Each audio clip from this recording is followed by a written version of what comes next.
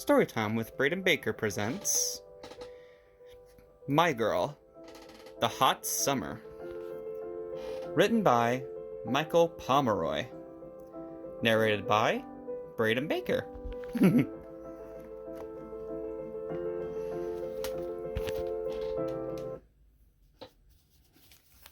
Bookmark.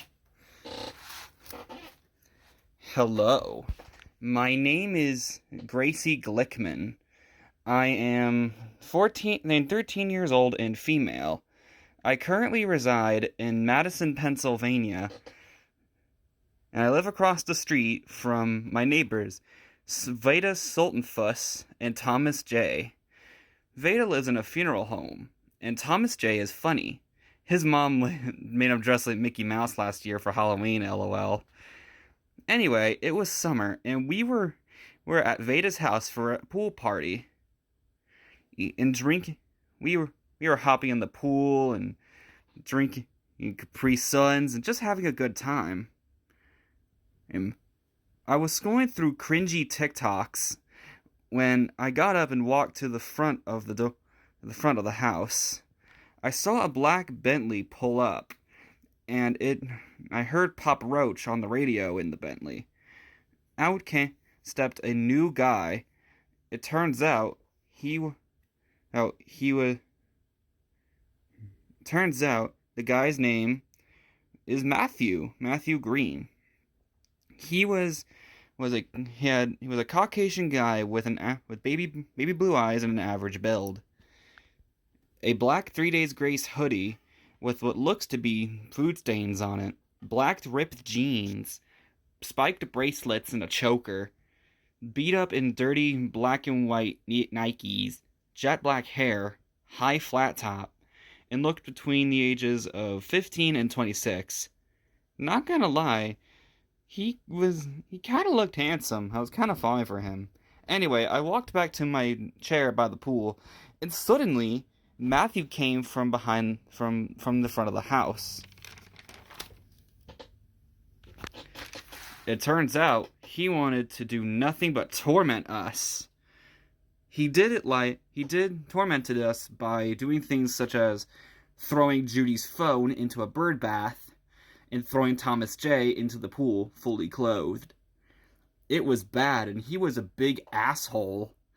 After throwing us all into the pool, Veda managed to escape and run away, but Matthew beat her up. Her dad, Harry Sultanfuss, saw him doing that, and Harry acted like Jesse Slaughter's dad. Remember that? And screamed and turned at Matthew, "You dare mess with my daughter!"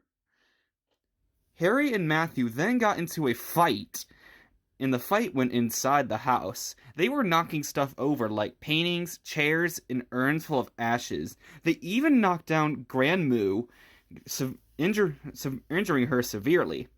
We were watching from the hallway leading to the backyard.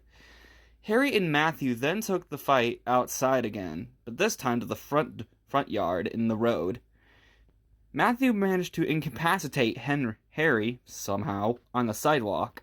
Matthew then went to his Bentley and took 13 laxatives and put a bag over his bunghole. "I need TP for my bunghole." He then proceeded to take a hot poo right there in his pants. It was loud. He took the bag with all the poo in it. His intentions were to throw it at Harry, but for it to be closed. But it wasn't closed. Matthew said to Harry, see if you could throw this around." Matthew then threw the bag. Hold on. Matthew then threw the bag, and it exploded with wet diarrhea. The diarrhea landed all over Harry. It was disgusting. "Ew," Thomas J said quietly. Everyone agreed, including me. It was like 100 degrees outside. Gee, thanks, climate change. So the poop solidified and Harry was stuck.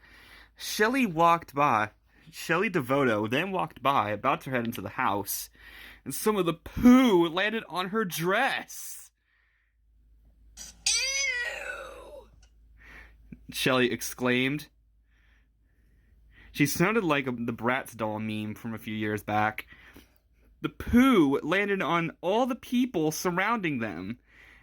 Some people stood in shock, while others screamed and ran around disgust. Then a police car drove by and drove up to the driveway, and Matthew booked it. He was running faster than the Flash. I swear, running in the 90s played while he was running. We never saw him again.